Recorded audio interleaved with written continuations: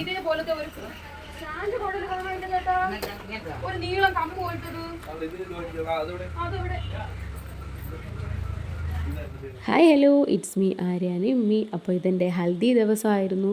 And ഈ ഹൽദി ദിവസത്തിൻ്റെ full ഡെക്കറേഷനും പരിപാടികളൊക്കെ ഞങ്ങൾ തന്നെയായിരുന്നു ചെയ്തിരുന്നത്.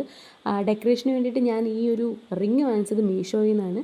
ആൻഡ് ആദ്യം നമ്മൾ ഒരു ക്ലോത്ത് വെച്ചിട്ട് ഒരു നെറ്റും അതിൻ്റെ കൂടെ ഒരു കർട്ടനും ഒക്കെ വെച്ചിട്ടായിരുന്നു സെറ്റ് ചെയ്തുകൊണ്ടിരുന്നത്. ചെയ്ത് ഞങ്ങൾ ഏകദേശം ഒരു ഓൾമോസ്റ്റ് ഒരു ഓക്കെ സെറ്റപ്പിലേക്ക് വന്നതും സംഭവം കൊണ്ട് ട്വിസ്റ്റ് ആയത് എന്താണെന്ന് നിങ്ങൾ കണ്ടോ.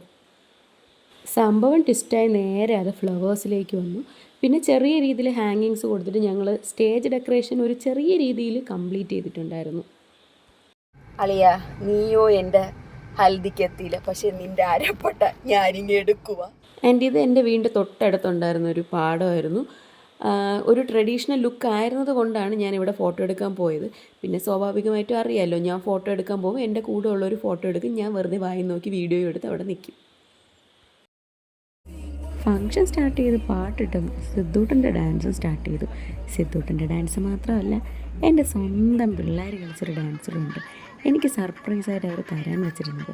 പക്ഷേ ഞാനും കൂടെ വേണമെന്നുള്ളതുകൊണ്ട് അവർക്ക് ആ സർപ്രൈസ് നടന്നില്ല. എങ്കിലും എൻ്റെ പിള്ളേർ നല്ല അടിപൊളിയായിട്ട് എനിക്ക് വേണ്ടിയിട്ട് ആ ഒരു ഡാൻസ് പെർഫോമൻസിന് ചെയ്തു തന്നു.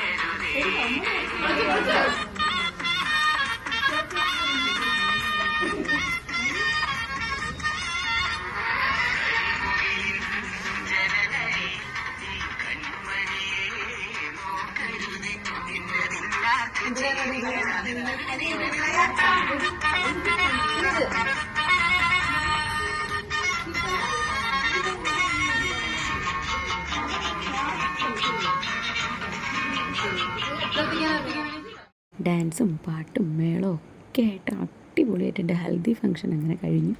ഒരുപാട് സന്തോഷമുണ്ടായിരുന്നു. കാര്യം ഇഷ്ടമുള്ള എല്ലാവരും ചുറ്റിനും ഉണ്ടായിരുന്നു. അങ്ങനെ നല്ല അടിച്ച് പൊളിയായിട്ട് എൻ്റെ പിള്ളേരൊക്കെ ഡാൻസൊക്കെ കളിച്ച് നല്ല കിട്ടില്ല ഒരു ഹൽദി ഫങ്ഷനൊക്കെ കഴിഞ്ഞു. ഇത് കഴിഞ്ഞിട്ടില്ല, ഇനിയും എൻ്റെ വിശേഷങ്ങൾ വരുന്നുണ്ട്. അപ്പോൾ ഇനി അടുത്ത വീഡിയോയിൽ കാണുമ്പോഴേക്കും ബൈ ബൈ.